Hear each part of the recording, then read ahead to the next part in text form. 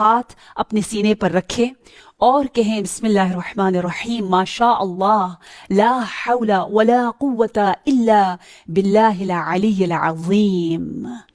یہ بہت ہی معتبر حدیث ہے کہ جس نے اپنے سینے پر ہاتھ رکھ کے سورہ کہف کی اس آیت کی تلاوت کی جو کہ فرزند رسول ابا عبداللہ الحسین علیہ السلام کا نہایت محبوب سورہ ہے. کتنا آپ کو یہ سورہ پسند ہے ہم سب کو پتا ہے. حتیٰ جب آپ سورہ کہف پر آتے ہیں، کیونکہ ہر شب جمعہ ہمیں سورہ کہف کی تلاوت کرنی چاہیے، سورہ کہف کہتے ہی مجھے امام حسن مجتبیٰ بھی یاد آ جاتے ہیں، کیونکہ آپ ہر شب جمعہ کو سورہ کہف کی تلاوت کرتے تھے.